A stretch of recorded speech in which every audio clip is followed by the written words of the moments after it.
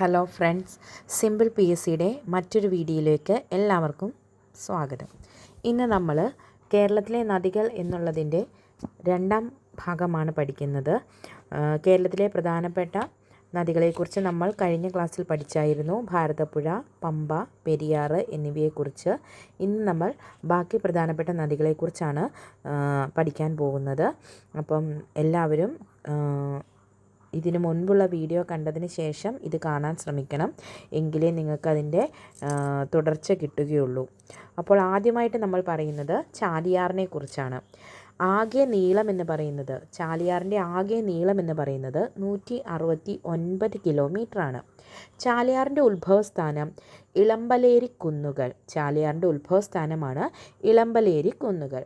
കേരളത്തിലെ ഏറ്റവും നീളം കൂടിയ 4ാമത്തെ നദിയാണ് ചാലിയാർ. ചാലിയാർ അറിയപ്പെടുന്ന മറ്റൊരു പേരാണ് ബേപ്പൂർ പുഴ. ചാലിയാർ ഒഴുകുന്ന ജില്ലകൾ ഏതൊക്കെയാണെന്ന് ചോദിച്ചാൽ വയനാട്, മലപ്പുറം, കോഴിക്കോട് എന്നിവയാണ്. ചാലിയാർ പതിക്കുന്നത് അറബിക്കടലിലാണ്. ഇനി ചാലിയാറിൻ്റെ തീരത്തുള്ള പ്രധാന പട്ടണങ്ങൾ ഏതൊക്കെയാണെന്ന് ചോദിച്ചാൽ നിലമ്പൂർ, എടവണ്ണ, അരീക്കോട്, ബേപ്പൂർ, ഭറൂക്ക് എന്നിവയാണ്. വായു ജല മലിനീകരണത്തിനെതിരെ കേരളത്തിൽ നടന്ന ആദ്യ ലഹള എവിടെയാണെന്ന് ചോദിച്ചാൽ അത് ചാലിയാർ ലഹളയാണ്. ചാലിയാർ ലഹളയ്ക്ക് നേതൃത്വം നൽകിയ വ്യക്തിയാണ് KA റഹ്മാൻ. അതുപോലെ തന്നെ ചാലിയാറിൻ്റെ മലിനീകരണത്തിന് കാരണമായ ഫാക്ടറിയാണ് ഗ്വാളിയോർ റയോൺസ് മാവൂർ. അപ്പോൾ ചാലിയാർ ലഹള നടന്നു, അതിന് നേതൃത്വം നൽകിയത് KA റഹ്മാനാണ്. ചാലിയാറിൻ്റെ മലിനീകരണത്തിന് കാരണമായ ഫാക്ടറിയാണ് ഗ്വാളിയോർ റയോൺസ് മാവൂർ. കേരളത്തിൽ സ്വർണ്ണ നിക്ഷേപം കണ്ടെത്തിയത് ചാലിയാറിൻ്റെ തീരത്താണ്. അപ്പോൾ ചാലിയാറിൻ്റെ മറ്റൊരു പ്രത്യേകതയാണ് കേരളത്തിൽ സ്വർണ്ണ നിക്ഷേപം കണ്ടെത്തിയത് ഏത് നദീതീരത്താണെന്ന് ചോദിച്ചാൽ ചാലിയാറാണ് നമുക്ക് ഉത്തരം. കുഞ്ഞാലിമരക്കാർ ട്രോഫി വള്ളംകളി നടക്കുന്ന നദിയും ചാലിയാറാണ്. ഇനി അതിൻ്റെ കൂടെ 2 എക്സ്ട്രാ ഫാക്റ്റ് നമുക്ക് നോക്കാം. കേരളത്തിൽ മലിനീകരണം ഏറ്റവും കുറഞ്ഞ നദി ഏതാണെന്ന് ചോദിച്ചാൽ കുന്തിപ്പുഴയാണ്.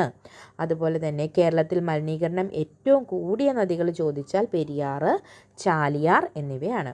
അപ്പോൾ ചാലിയാറിനെ കുറിച്ച് നമുക്കൊന്നുകൂടി നോക്കാം. 169 കിലോമീറ്ററാണ് നീളം. കേരളത്തിലെ ഏറ്റവും നീളം കൂടിയ 4ാമത്തെ നദിയാണ് ചാലിയാർ. ബേപ്പൂർ പുഴ എന്നറിയപ്പെടുന്നു. ചാലിയാർ ഒഴുകുന്ന ജില്ലകളാണ് വയനാട്, മലപ്പുറം, കോഴിക്കോട്. ചാലിയാർ എവിടെയാണ് പതിക്കുന്നത്? അറബിക്കടലിൽ. അതുപോലെ തന്നെ ചാലിയാറിൻ്റെ മലിനീകരണത്തിന് ഒരു ലഹള നടന്നു, അതാണ് ചാലിയാർ ലഹള. ചാലിയാർ ലഹളയ്ക്ക് നേതൃത്വം നൽകിയ വ്യക്തിയാണ് KA റഹ്മാൻ. ചാലിയാറിൻ്റെ മലിനീകരണത്തിന് കാരണമായ ഫാക്ടറിയായിരുന്നു ഗ്വാളിയോർ റയോൺസ് മാവൂർ. ഇനി കേരളത്തിൽ സ്വർണ്ണ നിക്ഷേപം കണ്ടെത്തിയത് ഏത് നദീതീരത്താണെന്ന് ചോദിച്ചാൽ അതിൻ്റെ ഉത്തരം എന്താണ്? ചാലിയാർ. ചാലക്കുടി പുഴയെക്കുറിച്ചാണ് നമ്മൾ അടുത്തതായി പഠിക്കുന്നത്. ചാലക്കുടി പുഴയുടെ ഉത്ഭവം എന്ന് പറയുന്നത് ആനമലയാണ്. അപ്പോൾ ആനമല ഉത്ഭവമായിട്ടുള്ള മറ്റൊരു നദിയെക്കുറിച്ച് നമ്മൾ കഴിഞ്ഞ ക്ലാസ്സിൽ പഠിച്ചായിരുന്നു. അത് ഏത് നദിയാണ്? അതാണ് ഭാരതപ്പുഴ. അപ്പോൾ ചാലക്കുടി പുഴയുടെ ഉത്ഭവം ആനമലയാണ്. ഇനി ചാലക്കുടി പുഴയുടെ ആകെ നീളം 145.5 കിലോമീറ്ററാണ്. കേരളത്തിൽ ഏറ്റവും നീളം കൂടിയ 5ാമത്തെ നദിയാണ് ചാലക്കുടി പുഴ. ചാലക്കുടി പുഴയിൽ ഒരു പ്രസിദ്ധമായ വെള്ളച്ചാട്ടമുണ്ട്, അതാണ് ആതിരപ്പള്ളി വാഴച്ചാൽ വെള്ളച്ചാട്ടം. ജൈവ വൈവിധ്യം ഏറ്റവും കൂടുതലുള്ള നദിയാണ് ചാലക്കുടി പുഴ. ചാലക്കുടി പുഴയിൽ ഒരു ജലവൈദ്യുത പദ്ധതിയുണ്ട്, അതാണ് പെരിങ്ങൽകുത്ത് ജലവൈദ്യുത പദ്ധതി. അതുപോലെ തന്നെ ഷോളയാർ ജലവൈദ്യുത പദ്ധതി സ്ഥാപിച്ചിരിക്കുന്നതും ചാലക്കുടി പുഴയിലാണ്. ജലസേചനത്തിനായി ചാലക്കുടി പുഴയിൽ നിർമ്മിച്ചിരിക്കുന്ന ഡാമാണ് തുമ്പൂർ മൂഴി ഡാം. ജലസേചനത്തിനായി ചാലക്കുടി പുഴയിൽ നിർമ്മിച്ചിരിക്കുന്ന ഡാമാണ് തുമ്പൂർ മൂഴി ഡാം. ചാലക്കുടി പുഴ പെരിയാറുമായി കൂടിച്ചേരുന്ന സ്ഥലമാണ് പുത്തൻവേലിക്കര, എറണാകുളം. അപ്പോൾ ചാലക്കുടി പുഴ പെരിയാറുമായി കൂടിച്ചേരുന്നത് പുത്തൻവേലിക്കര എന്ന് പറയുന്ന സ്ഥലം, ഇത് എറണാകുളമാണ്. കേരളത്തിലെ ഏറ്റവും കൂടുതൽ മത്സ്യസമ്പത്തുള്ള നദി എന്നറിയപ്പെടുന്നത് ചാലക്കുടി പുഴയാണ്. കേരളത്തിലെ ഏക ഓക്സ്ബോ തടാകം അത് എവിടെയാണ്? ചാലക്കുടി പുഴയിലെ വെന്തലയിലാണ്. ഇമ്പോർട്ടൻ്റ് ആണ്. കേരളത്തിലെ ഏറ്റവും കൂടുതൽ മത്സ്യസമ്പത്തുള്ള നദി ഏതാണെന്ന് ചോദിച്ചാൽ അത് ചാലക്കുടി പുഴയാണ്. അതുപോലെ തന്നെ കേരളത്തിലെ ഏക ഓക്സ്ബോ തടാകം എവിടെയാണെന്ന് ചോദിച്ചാൽ അതും ചാലക്കുടി പുഴയിൽ തന്നെയാണ്, വൈന്തലയിലാണ്. ഇത്രയാണ് നമുക്ക് ചാലക്കുടി പുഴയെക്കുറിച്ച് ഇമ്പോർട്ടൻ്റ് ആയിട്ട്. അപ്പോൾ ഉത്ഭവസ്ഥാനം ആനമലയാണ്, ആതിരപ്പള്ളി വാഴച്ചാൽ വെള്ളച്ചാട്ടം, പെരിങ്ങൽകുത്ത് ഷോളയാർ ജലവൈദ്യുത പദ്ധതികൾ സ്ഥാപിച്ചിരിക്കുന്നത് ഈ നദിയിലാണ്. അതുപോലെ തന്നെ ജലസേചനത്തിനായി തുമ്പൂർ മൊഴി ഡാം ഉണ്ട്. അതുപോലെ മറ്റൊരു ഇമ്പോർട്ടൻ്റ് ആണ് ജൈവ വൈവിധ്യം അല്ലെങ്കിൽ മത്സ്യസമ്പത്ത് ഏറ്റവും കൂടുതലുള്ളതും ജൈവ വൈവിധ്യം ഏറ്റവും കൂടുതലുള്ളതുമായ നദി ചാലക്കുടി പുഴയാണ്. കേരളത്തിലെ ഏക ഓക്സ്ബോ തടാകമായ വൈന്തല എവിടെയാണ്? ചാലക്കുടി പുഴയിലാണ്. ഇനി അടുത്തതായിട്ട് നമ്മൾ പഠിക്കുന്നത് നെയ്യാറിനെ കുറിച്ചാണ്. നെയ്യാറിൻ്റെ നീളം എന്ന് പറയുന്നത് 56 കിലോമീറ്ററാണ്. നെയ്യാറിൻ്റെ ഉത്ഭവസ്ഥാനം അഗസ്ത്യമല പശ്ചിമഘട്ടമാണ്. കേരളത്തിൽ ഏറ്റവും തെക്കേ അറ്റത്തെ നദി, ഇതാണ് നമുക്ക് ക്വസ്റ്റ്യൻസ് ആയിട്ട് വന്ന് കണ്ടിരിക്കുന്നത്. കേരളത്തിലെ ഏറ്റവും തെക്കേ അറ്റത്തെ നദി ഏതാണെന്ന് ചോദിച്ചാൽ അത് നെയ്യാറാണ്. നെയ്യാർ പതിക്കുന്നത് എവിടെയാണ്? അറബിക്കടലിലാണ് നെയ്യാർ പതിക്കുന്നത്. നെയ്യാറിൻ്റെ പ്രധാന പോഷക നദികളാണ് കല്ലാറ്, കരവലിയാറ്. അരുവിപ്പുറം സ്ഥിതി ചെയ്യുന്നത് നെയ്യാറിൻ്റെ തീരത്താണ്. അരുവിപ്പുറം ആരുമായിട്ടാണ് ബന്ധപ്പെട്ടിരിക്കുന്നത്? ശ്രീനാരായണ ഗുരുവുമായിട്ട്, അല്ലേ? അപ്പം അരുവിപ്പുറം സ്ഥിതി ചെയ്യുന്നത് എവിടെയാണ്? ഏത് നദീതീരത്താണെന്ന് ചോദിച്ചാൽ നെയ്യാർ. ഇനി നമുക്ക് 2-3 ചെറിയ പുഴകളെക്കുറിച്ചാണ് പഠിക്കാനുള്ളത്. അതിലൊന്നാണ് മഞ്ചേശ്വരം പുഴ. കേരളത്തിലെ ഏറ്റവും നീളം കുറഞ്ഞ നദിയാണ് മഞ്ചേശ്വരം. മഞ്ചേശ്വരം പുഴയുടെ നീളം 16 കിലോമീറ്ററാണ്. ഒരു നദിയെ നദിയായി കണക്കാക്കണമെങ്കിൽ അതിന് എത്രയാണ്? 15 മീറ്ററിൽ കൂടുതൽ നീളം വേണം. അപ്പോൾ കേരളത്തിലെ ഏറ്റവും നീളം കുറഞ്ഞ പുഴ എന്ന് പറയുന്നത് ഏതാണ്? മഞ്ചേശ്വരം പുഴയാണ്. അപ്പോൾ മഞ്ചേശ്വരം പുഴ ഉത്ഭവിക്കുന്ന സ്ഥലം എന്ന് പറയുന്നത് കാസർഗോഡ് ബാലപ്പൂണി കുന്നുകളിൽ നിന്നാണ്. എവിടെ നിന്നാണ് മഞ്ചേശ്വരം പുഴ ഉത്ഭവിക്കുന്നത്? കാസർഗോഡ് ബാലപ്പൂണി കുന്നുകളിൽ നിന്നാണ്. മഞ്ചേശ്വരം പുഴ പതിക്കുന്നത് എവിടെയാണെന്ന് ചോദിച്ചാലോ, അത് ഉപ്പള കായലിലാണ് മഞ്ചേശ്വരം പുഴ പതിക്കുന്നത്. മഞ്ചേശ്വരം പുഴ പതിക്കുന്ന സ്ഥലമാണ് ഉപ്പളക്കായൽ. കേരളത്തിലെ ഏറ്റവും വടക്കേ അറ്റത്തെ നദി, അപ്പോൾ തെക്കേ അറ്റത്ത് നെയ്യാറെന്ന് നമ്മൾ പറഞ്ഞു, വടക്കേ അറ്റത്ത് ഏതാണ്? മഞ്ചേശ്വരം പുഴയാണ് ഉള്ളത്. അപ്പം മഞ്ചേശ്വരത്തെക്കുറിച്ച് നമുക്ക് അത്ര ഫാക്ട്സേ പഠിക്കാനുള്ളൂ. അതിൻ്റെ ഉത്ഭവം ബാലപ്പൂണി കുന്നുകളിൽ നിന്ന് 16 കിലോമീറ്ററാണ്. കേരളത്തിലെ ഏറ്റവും ചെറിയ നദിയാണ്. അതുപോലെ തന്നെ അത് കേരളത്തിൻ്റെ വടക്കേ അറ്റത്തുള്ള നദിയുമാണ്. ഏറ്റവും വടക്കേ അറ്റത്തുള്ളത് മഞ്ചേശ്വരം പുഴയാണ്. അടുത്തത് കൊടങ്ങരപ്പള്ളം പുഴ. കൊടങ്ങരപ്പള്ളം പുഴ എവിടെയാണെന്ന് ചോദിച്ചാൽ കൊടങ്ങരപ്പള്ളം പുഴ ഒഴുകുന്നത് കേരളത്തിലെ പ്രദേശമാണ് അട്ടപ്പാടി. ഇതിനൊരു പ്രത്യേകതയുണ്ട്. എന്താണെന്ന് ചോദിച്ചാൽ 1/4 നൂറ്റാണ്ട് മുമ്പ് വറ്റി വരണ്ടു പോയ അട്ടപ്പാടിയിലെ ഒരു പുഴയായിരുന്നു കൊടങ്ങരപ്പള്ളം പുഴ. പക്ഷേ നമ്മൾ എന്ത് ചെയ്തു? നമ്മളതിൻ്റെ ഒഴുക്ക് വീണ്ടും അതിനെ നമ്മൾ തിരിച്ചു കൊണ്ടുവന്നു. അതാണ് കൊടങ്ങരപ്പള്ളം പുഴ എന്ന് പറയുന്നത്. അപ്പോൾ നമുക്ക് ക്വസ്റ്റ്യൻ ആയിട്ട് വരുന്നത് ഇങ്ങനെയായിരിക്കും: 1/4 നൂറ്റാണ്ട് മുമ്പ് വറ്റി വരണ്ടു പോയ അട്ടപ്പാടിയിലെ ഏത് പുഴയാണ് ഒഴുക്ക് വീണ്ടെടുത്തുകൊണ്ടിരിക്കുന്നത്? കൊടങ്ങരപ്പള്ളം പുഴ. കൊടങ്ങരപ്പള്ളം പുഴയുടെ ഉത്ഭവം എന്ന് പറയുന്നത് തമിഴ്നാട് അതിർത്തിയിലെ പെരുമാൾ മുടിയാണ്. അപ്പോൾ കൊടങ്ങരപ്പള്ളം പുഴയുടെ ഉത്ഭവം എവിടെയാണെന്ന് ചോദിച്ചാൽ തമിഴ്നാട് അതിർത്തിയിലെ പെരുമാൾ മുടി. കൊടങ്ങരപ്പള്ളം പുഴ ഒഴുകി എത്തിച്ചേരുന്നത് ഏത് പുഴയിലേക്കാണ്? ഭവാനിപ്പുഴ. അപ്പോൾ കൊടങ്ങരപ്പള്ളം പുഴ എത്തിച്ചേരുന്നത് ഭവാനിപ്പുഴയിലേക്കാണ്. അടുത്തത് നമുക്ക് പറയണം മയ്യഴിപ്പുഴ അല്ലെങ്കിൽ മാഹിപ്പുഴ. ആകെ നീളം 54 കിലോമീറ്റർ. ഉത്ഭവം എവിടെ നിന്നാണ്? പശ്ചിമഘട്ടത്തിലെ വയനാട് കുന്നുകൾ. മയ്യഴിപ്പുഴ പതിക്കുന്ന കടലാണ് അറബിക്കടൽ. അറബിക്കടൽ. കേരളത്തിലെ ഇംഗ്ലീഷ് ചാനൽ എന്നറിയപ്പെടുന്ന നദിയാണ് മയ്യഴിപ്പുഴ. ഇതാണ് നമുക്ക് പരീക്ഷയ്ക്ക് ക്വസ്റ്റ്യനായിട്ട് വരാറുള്ളത്. കേരളത്തിലെ ഇംഗ്ലീഷ് ചാനൽ എന്നറിയപ്പെടുന്ന നദി ഏതാണ്? മയ്യഴിപ്പുഴ. അതുപോലെ തന്നെ ഒരു ഇമ്പോർട്ടൻ്റ് ആയിട്ടുള്ളതാണ് മയ്യഴിയുടെ കഥാകാരൻ എം മുകുന്ദൻ. മയ്യഴിയുടെ കഥാകാരനാണ് എം മുകുന്ദൻ. ഇനി അടുത്തതായിട്ട് നമ്മൾ പഠിക്കുന്നത് ചന്ദ്രഗിരിപ്പുഴ. കാസർഗോഡ് ജില്ലയെ യു ആകൃതിയിൽ ചുറ്റിയൊഴുകുന്ന നദി. ഇതാണ് നമുക്ക് ക്വസ്റ്റ്യനായിട്ട് വരാൻ സാധ്യത. കാസർഗോഡ് ജില്ലയെ യു ആകൃതിയിൽ ചുറ്റിയൊഴുകുന്ന നദി ഏതെന്ന് ചോദിച്ചാൽ അതിന് ഉത്തരം എന്താണ്? ചന്ദ്രഗിരിപ്പുഴ. മൗര്യ സാമ്രാജ്യ സ്ഥാപകനായ ചന്ദ്രഗുപ്തൻ മൗര്യൻ്റെ പേരിൽ അറിയപ്പെടുന്ന കേരളത്തിലെ നദി ഏതാണെന്ന് ചോദിച്ചാൽ അതിനുള്ള ഉത്തരവും എന്ത് തന്നെയാണ്? ചന്ദ്രഗിരിപ്പുഴ. മൗര്യ സാമ്രാജ്യ സ്ഥാപകനായ ചന്ദ്രഗുപ്ത മൗര്യൻ്റെ പേരിൽ അറിയപ്പെടുന്ന കേരളത്തിലെ നദിയാണ് ചന്ദ്രഗിരിപ്പുഴ. കോലോത്തുനാടിനും തുളുനാടിനും അതായത് മലയാളക്കരയ്ക്കും കർണാടകത്തിനും ഇടയിൽ പരമ്പരാഗത അതിരായി കണക്കാക്കിയിരുന്ന ഒരു പുഴയാണ് ചന്ദ്രഗിരി പുഴ. ഇനി നമുക്ക് ക്വസ്റ്റ്യൻ ഇതിൽ നിന്നും പ്രതീക്ഷിക്കാവുന്ന ഏതാണ്?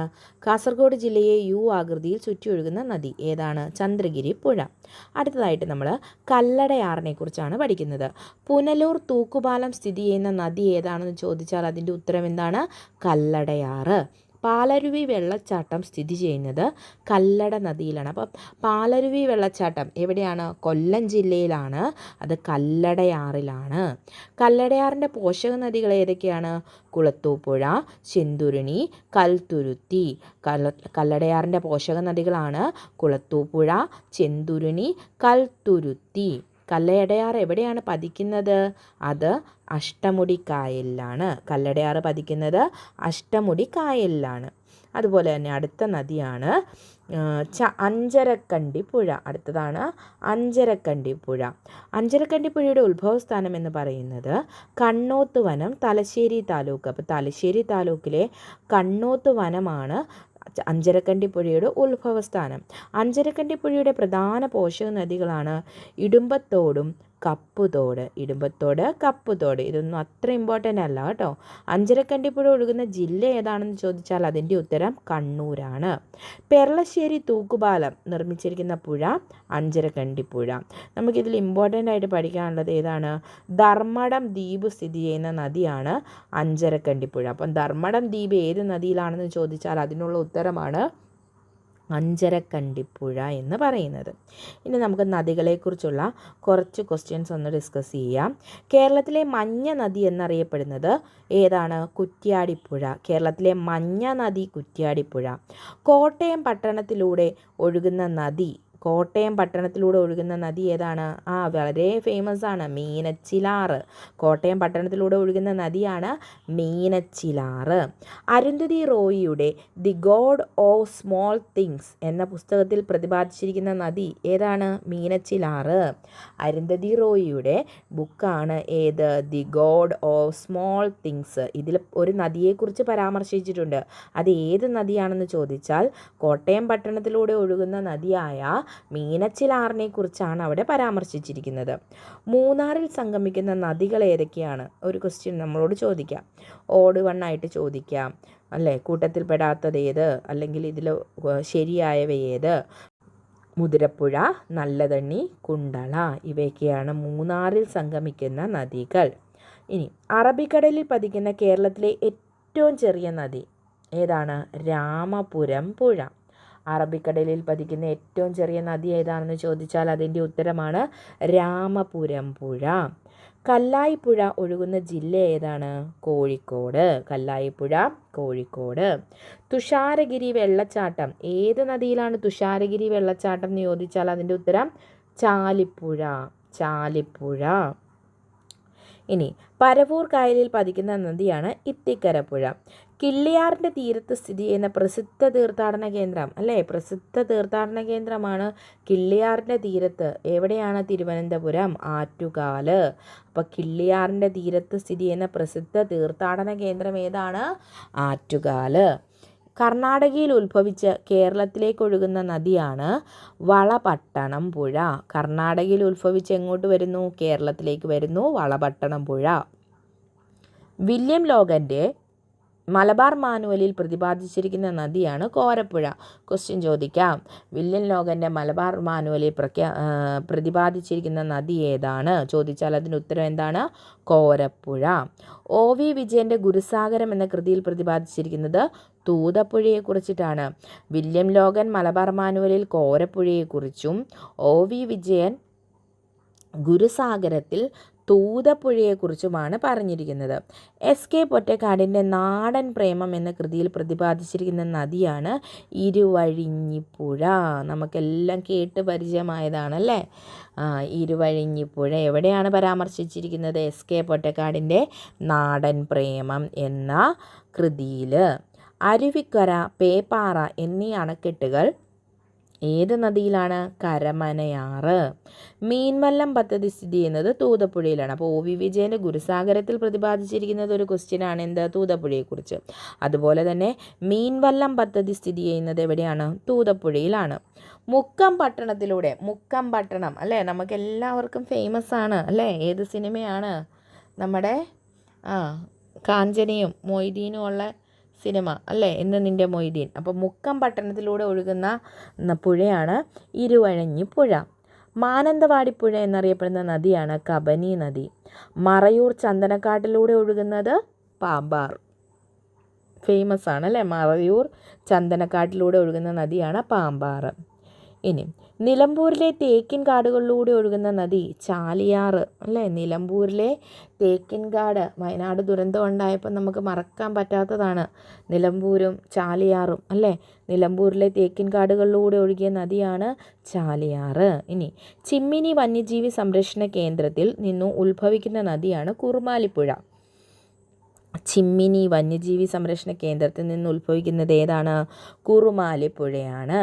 കൊട്ടിയൂർ വന്യജീവി സങ്കേതത്തിലൂടെ ഒഴുകുന്ന നദി ഏതാണെന്ന് ചോദിച്ചാൽ അതിൻ്റെ ഉത്തരം ഭവാലിപ്പുഴയാണ്. അപ്പം ചിമ്മിനി വന്യജീവി സംരക്ഷണ കേന്ദ്രത്തിൽ നിന്നും കുറുമാലിപ്പുഴയും കൊട്ടിയൂർ വന്യജീവി സങ്കേതത്തിലൂടെ ഒഴുകുന്ന നദിയാണ് ഭവാലി നദി.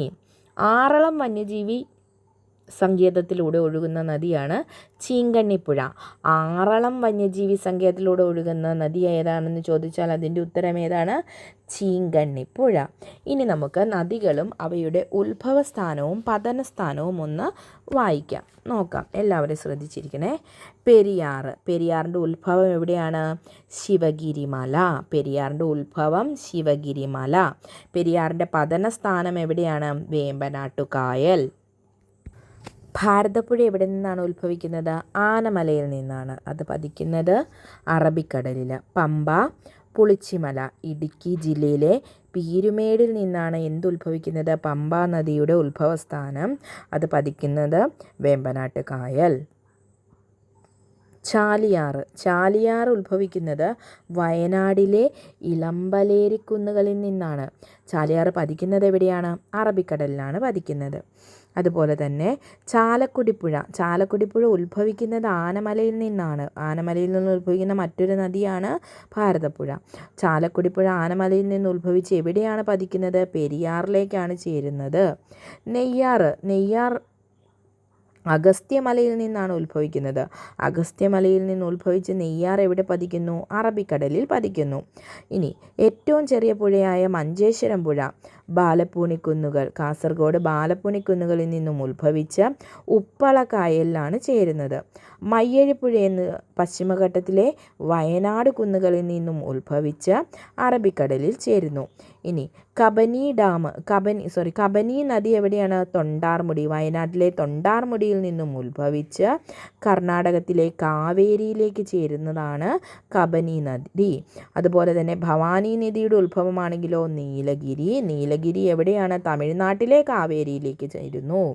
പാമ്പാറ്, ബെന്മൂർ, ദേവികുളം താലൂക്ക്, ഇടുക്കി ജില്ലയിലെ ദേവികുളം താലൂക്കിലെ ബെന്മൂറിൽ നിന്നും പാമ്പാർ ഉത്ഭവിച്ച് തമിഴ്നാട്ടിലെ കാവേരിയിലേക്ക് ചേരുന്നു. അപ്പോൾ കബനി നദി കർണാടകയിലെ കാവേരിയിലേക്കും ഭവാനിയും പാമ്പാറും തമിഴ്നാട്ടിലെ കാവേരി നദിയിലേക്കുമാണ് ചേരുന്നത്.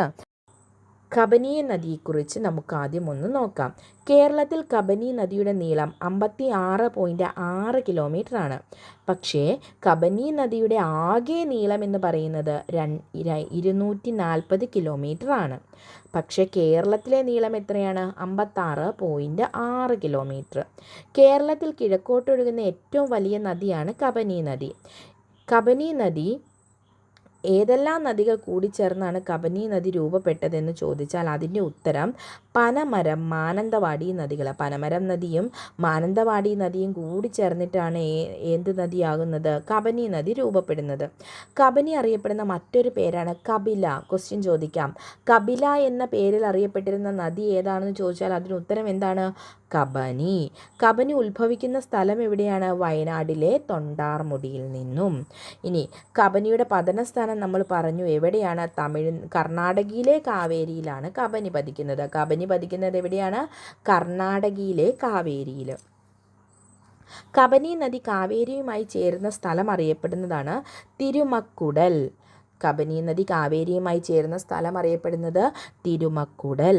ബാണാസുര സാഗർ ഡാം സ്ഥിതി ചെയ്യുന്ന നദിയാണ് കബനി നദി. ബാണാസുര സാഗർ ഡാം ഏത് നദിയിലാണ്? കബനി നദിയിൽ.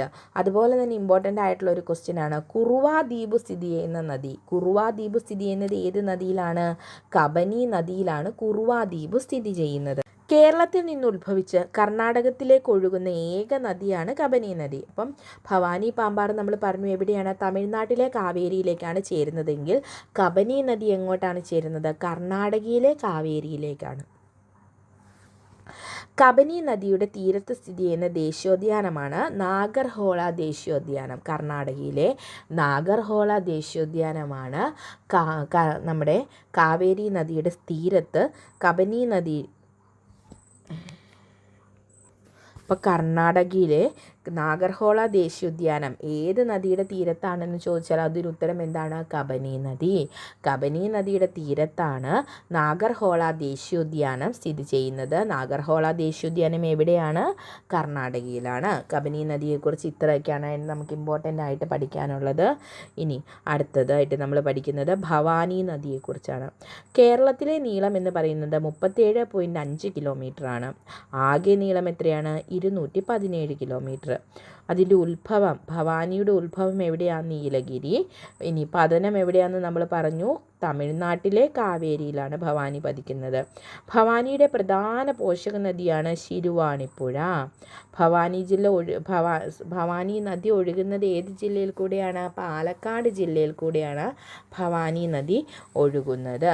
ഭവാനിയുടെ മറ്റൊരു പോഷക നദിയാണ് വരയാറ്. വരയാറ് ഭവാനിയുടെ പോഷക നദിയാണ്. അതുപോലെ തന്നെ ശിരുവാണി പ്രധാന പോഷക നദിയാണ്. അട്ടപ്പാടിയിലൂടെ ഒഴുകുന്ന നദി ഏതാണെന്ന് ചോദിച്ചാൽ അതിൻ്റെ ഉത്തരം ശിരുവാണിപ്പുഴയാണ്. തമിഴ്നാട്ടിലെ കോയമ്പത്തൂരിലേക്ക് ശുദ്ധജലം എത്തിക്കുന്നത് കേരളത്തിലെ അണക്കെട്ട്, നമുക്ക് പ്രീവിയസ് ഇയർ ക്വസ്റ്റ്യൻ ആണ്, ശിരുവാണി അണക്കെട്ട്. തമിഴ്നാട്ടിലെ കോയമ്പത്തൂരിലേക്ക് ശുദ്ധജലം എത്തിക്കുന്ന കേരളത്തിലെ അണക്കെട്ടാണ് ശിരുവാണി അണക്കെട്ട്. മുക്കാലി തടയണ സ്ഥിതി ചെയ്യുന്ന നദിയാണ് ഭവാനി നദി. മുക്കാലി തടയണ എവിടെയാണ് സ്ഥിതി ചെയ്യുന്നത് ചോദിച്ചാൽ അതിന് ഉത്തരം എന്താണ്? ഭവാനിയാണ്. അപ്പോൾ ഭവാനിയെക്കുറിച്ച് പഠിക്കുമ്പോൾ നമുക്ക് ഇമ്പോർട്ടൻ്റ് ആയിട്ട് പഠിക്കേണ്ടത് ഭവാനിയുടെ ഉത്ഭവം നീലഗിരിയിലാണ്. അതിൻ്റെ പതനം എവിടെയാണ്? തമിഴ്നാട്ടിലെ കാവേരിയിലാണ്. അതുപോലെ തന്നെ ശിരുവാണി അണക്കെട്ടിനെ കുറിച്ച് പഠിക്കണം. അട്ടപ്പാടിയിലൂടെ ഒഴുകുന്ന നദിയാണ് ശിരുവാണി നദി. ശിരുവാണി അണക്കെട്ടിൽ നിന്ന് എങ്ങോട്ടുള്ള ശുദ്ധജലം കൊണ്ടുപോകുന്നു? തമിഴ്നാട്ടിലെ കോയമ്പത്തൂരിലേക്ക് അത്യാവശ്യമായ ശുദ്ധജലം എത്തിക്കുന്ന കേരളത്തിലെ അണക്കെട്ടാണ് ശിരുവാണി അണക്കെട്ട്. അടുത്തതായി നമുക്ക് പഠിക്കാനുള്ളത് പാമ്പാറിനെ കുറിച്ചാണ്. പാമ്പാർ കേരളത്തിലെ നീളം 25 കിലോമീറ്ററാണ്. ആകെ നീളം എത്രയാണ്? 31 കിലോമീറ്റർ. അതിൽ 25 കിലോമീറ്റർ കേരളത്തിലൂടെ ഒഴുകുന്നു. പാമ്പാർ ഉത്ഭവം എവിടെയാണ്? ദേവികുളം, ഇടുക്കി ജില്ലയിലെ ദേവികുളം താലൂക്കിലെ ബെൻമൂർ എന്ന് പറയുന്ന സ്ഥലത്ത് നിന്നാണ്. ഇനി ഇതിൻ്റെ പതനസ്ഥാനം എവിടെയാണെന്ന് നമ്മൾ പറഞ്ഞു, തമിഴ്നാട്ടിലെ കാവേരിയിൽ. ഇമ്പോർട്ടൻ്റ് ആയിട്ടുള്ള ക്വസ്റ്റ്യൻ ആണ്, ചിന്നാർ വന്യജീവി സങ്കേതത്തിലൂടെ ഒഴുകുന്ന നദി ഏതാണ്? പാമ്പാർ. കേരളത്തിൽ കിഴക്കോട്ട് ഒഴുകുന്ന ഏറ്റവും ചെറിയ നദി പാമ്പാർ. അപ്പോൾ ഏറ്റവും വലുത് ഏതാണ്? കബനി. തൂവാനം വെള്ളച്ചാട്ടം സ്ഥിതി ചെയ്യുന്നത് ഏത് നദിയിലാണ്? പാമ്പാർ. ചോദിച്ചിട്ടുണ്ട്, PYQ ആണ്. തൂവാനം വെള്ളച്ചാട്ടം സ്ഥിതി ചെയ്യുന്ന നദിയാണ് പാമ്പാർ. പാമ്പാറിൻ്റെ മറ്റൊരു പേരാണ് തലയാറ്. പാമ്പാറിൻ്റെ മറ്റൊരു പേരെന്താണെന്ന് ചോദിച്ചാൽ അതിന് ഉത്തരം എന്താണ്? തലയാറ്. പാമ്പാറിൻ്റെ പ്രധാന പോഷക നദികളാണ് ഇരവികുളം, മയിലാടി, തീർത്ഥമല, ചെങ്കലാറ്, തേനാറ്. പാമ്പാറിൻ്റെ പ്രധാന പോഷക നദി ഇരവികുളം, മയിലാടി, തീർത്ഥമല, ചെങ്കലാറ്, തേനാറ്. പാമ്പാറും തേനാറും തമിഴ്നാട്ടിൽ വെച്ച് സംഗമിച്ചുണ്ടാകുന്ന കാവേരിയുടെ പ്രധാന പോഷക നദിയാണ് അമരാവതി. ഈ പാമ്പാറും തേനാറും തമിഴ്നാട്ടിൽ വെച്ച് സംഗമിക്കുന്നു. തമിഴ്നാട്ടിലെ കാവേരിയിൽ ചേരുമെന്ന് പറഞ്ഞല്ലോ. അപ്പോൾ പാമ്പാറും തേനാറും കൂടി തമിഴ്നാട്ടിൽ വെച്ച് സംഗമിച്ച് കാവേരിയുടെ പ്രധാന ഒരു പോഷക നദിയായിട്ട് മാറുന്നു. അതാണ് അമരാവതി. അമരാവതി. ഇത്രയാണ് നമുക്ക് കിഴക്കോട്ട് ഒഴുകുന്ന നദികളെക്കുറിച്ചും പടിഞ്ഞാറോട്ട് ഒഴുകുന്ന നദികളെക്കുറിച്ചുമൊക്കെ പഠിക്കാനുള്ളത്. ഇതെല്ലാവരും വീണ്ടും വീണ്ടും കേട്ട് പഠിക്കുക. കേട്ട് പഠിച്ച് ഇതിൽ നിന്നും ഒരു ക്വസ്റ്റ്യൻ ഉറപ്പായിട്ട്, 1-2 ക്വസ്റ്റ്യൻ ഉറപ്പായിട്ടും 10th പ്രിലിംസിനൊക്കെ നമുക്ക് പ്രതീക്ഷിക്കാവുന്നതാണ്. Thank you. അപ്പോൾ എല്ലാവർക്കും ക്ലാസ് ഉപകാരമായെങ്കിൽ നിങ്ങൾ ഷെയർ ചെയ്യുക, അതുപോലെ തന്നെ ലൈക്ക് ചെയ്യണം, ചാനൽ സബ്സ്ക്രൈബും ചെയ്യുക. Thank you.